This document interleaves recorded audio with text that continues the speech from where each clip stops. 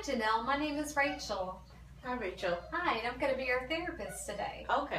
I just want to let you know, before we get started, I'm just going to lay over some ground rules, okay? So everything that we say stays confidential unless you have any homicidal or suicidal ideations, which means that you're threatening to harm yourself or someone else, okay? Or if there's any reports of child abuse or neglect, then I would have to be a mandated reporter, okay? Okay. So I have some information on you, but why don't you go ahead and tell me what brings you here today?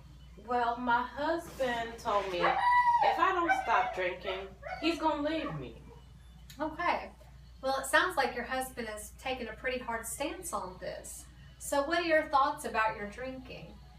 I'm thinking is that I worked hard all day long. I've been working hard all my life, and I've never been arrested. I have always made our money. Well, I also been drinking since we met. And we've been married a very long time now. He gets to do what he wants, and then I also do what I want. And now we've been living this pretty good life so far. And we work hard, we provide for our kids. So I really don't know what his big deal is. Okay, so what I'm hearing is you've always been a responsible and upstanding citizen. So it doesn't seem fair that you do what is expected of you, but yet others are dictating and telling you what to do. Does that sound accurate? Yeah, something like that. Because I really don't like people telling me what to do. I mean, usually if someone tells me what to do, I just tell them to F off. So I really don't like it. He is so serious this time that I don't know what to do because I'm afraid he's going to leave me. All right. So it sounds like that this is our dilemma here. I mean, on one hand, he's very adamant and concerned in making his expectations clear. But on the other hand, you're asked to do something and give up something that you're just not ready to give up yet. Is that right? Yeah, that's something like that. So why do you think your husband is so concerned? I think he's so concerned because of my health. He's so worried about my health because I have high blood pressure. My mother also had a heart attack when I was so young at an early age. And he thinks I'm going to drop dead or something like that. And I already have outlived my mom and by so many years. And again, it's my life. You're right. He can threaten to leave you, and it sounds like you don't want this to happen. But then again, this is your choice in the situation. Okay, so your mother passed when you were... I was very young. The doctor told me that I need to quit drinking about 20 years ago, and see, look here, I'm still here. Okay, so you feel like you've beaten the odds so far. Yeah, pretty much it seemed like that, yeah.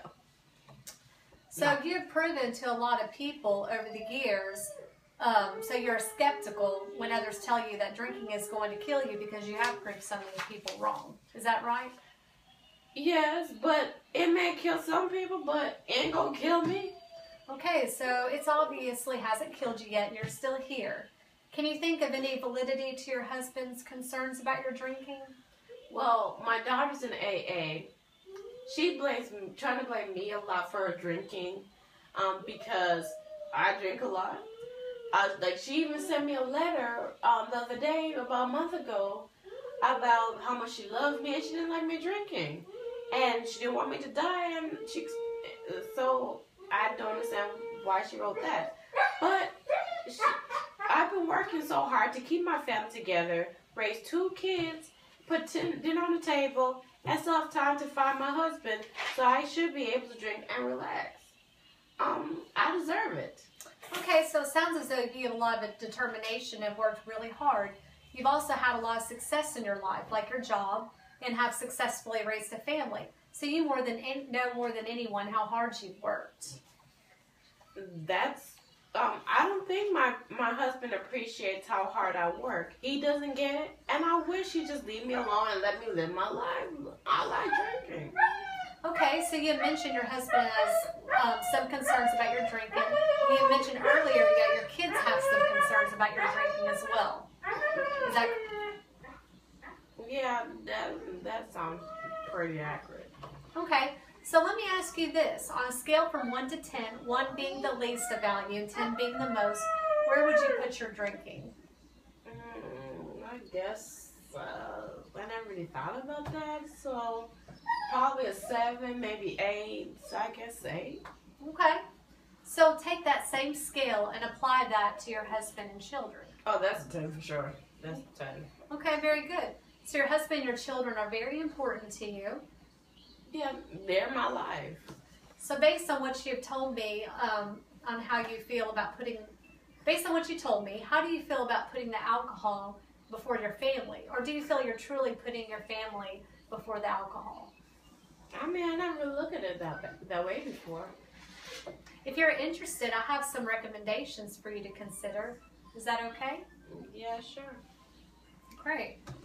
Well, there's a program that's at God White Church in Hendersonville, and they meet every Thursday evening around 7. It's a 12-step meeting, and it's called God Celebrate Recovery. And I think you'll find it very useful and helpful. You'll meet a lot of people that are similar to what you're going through, and you can gather a lot of resources from that. Okay. I just don't know if it's going to work for me. Why not? Well, I've heard some of my friends have been in AA, and it didn't work for them, and they told me it made them drink even more. Okay. So you feel that since it didn't work for others that you've spoken to, that it won't work for you and will have the same effect? Well, I mean, I just don't know what to expect, really.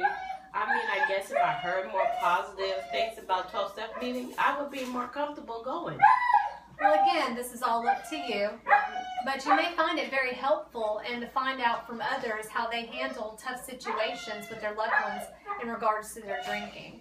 And you may find good ideas and support and to see how they are handling it.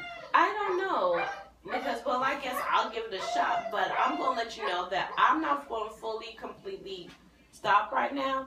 If I'm going to celebrate recovery, at least my husband will see that I'm trying to change for the better. It sounds as though you want to show your husband that you value his concerns about you, but at least are open to change, which is huge. I mean, I just want him to know, I just want to let you know that I'm not going to promise I'll be there every week, but I am going to go and see what, what's it all about, because I'm trying for my husband, but at the same time, if I feel uncomfortable and I feel judged, I'm out. And you just have to figure something else for me. Okay, fair enough. I'm happy to continue to work with you, and together we can come up with some solutions that you feel comfortable with. How does that sound? That sounds pretty okay with me. I think I'm good with that. So tell me, what are some other concerns you have with working on reducing your drinking? Well, I do have a lot of friends that drink, and when we do hang out once a week, that seems to be what we do when we get together. I guess I'm afraid that when I completely stop drinking, that they don't want to hang out with me anymore because they feel like they can't drink in front of me, and they don't feel, if they do, they feel like guilty. I love spending time with my husband and kids, but I also need a social life outside of them. Well, I see, and I understand what you're saying. Well, if I may point out that part of going to meetings and obtaining a sponsor is also building a sober support system. The friends that you have will still be, the true friends will still stick with you no matter what. Yeah. And the ones that don't aren't really friends that have your best interest at heart. That's true. I guess that's true, because I already can think of a few that is going, not going to stick around. But more I think about it, it seemed like even like emotionally exhausting to me. And matter of fact, that they really need to be here more than me. Because talk about alcoholic, my friend, she's an alcoholic, that she drink mouthwash every morning, and that's certainly not me, and she needs to be here more than I do. So you feel it's unfair because there are others that drink more than you, but yet you're the one that is going to treatment. Yeah, that pretty much. I'm here because my husband and kids, since they told me they're concerned about me. That sounds encouraging. Well, it does. The fact that you have people in your life that care enough about you that want to make sure that you're doing well and well taken care of. Well, I haven't thought about that, but yeah, I guess you're right. I really have a love and supportive family. I don't want to be the reason I tear my family apart. Like I said, I'm open and willing to check out the 12-step meeting. When is it and where do I go? Well, here is a pamphlet here that tells you all about it. It has the meetings where we're meeting in this, the hall and the worshiping area, and it even has contents that they go over. And also here's some cool testimony from those that actually have recovered. Okay. So, I mean, it's a really great thing for you to check out. Okay, thank you. Also, you ready for my next recommendation? No, what is it? Okay. Well, this one, I don't know, you might find a little tougher, but this is good news. It's kind of the beginning of the change for you. So let's say I'll see you in about 2 weeks, okay? And so for the next 2 weeks, I want to see how you feel about trying not to drink. What? Yeah, for 2 weeks, okay? And, oh, listen. And also, I want you to keep a journal and kind of talk about maybe cravings and triggers that you may have. What exactly would be cravings and what exactly would be triggers?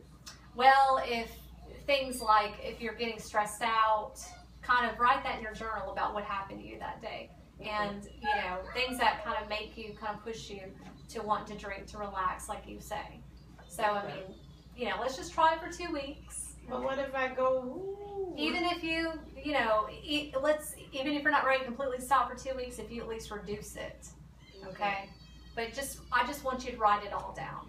All right, I'll try that. I'll try. Okay. But I do appreciate you. You listen to me about what I have to say. Good. And give me information about the meeting, and we'll see about this journal thing. I don't know about stopping drinking for 2 weeks, but we shall see. Okay, well, at least give it a try, and just I want you to keep a journal of it. And also, how you feel about going to that 12-step meeting at least. Okay. So, when you say we're going to meet? In about 2 weeks, okay? I'd say, how does Thursday 1:30 sound? That sounds pretty good. Okay, great. Well, it was very nice to meet you. Nice to meet you too. Janelle, and I hope to see you again. All right, nice to meet you too, Rachel.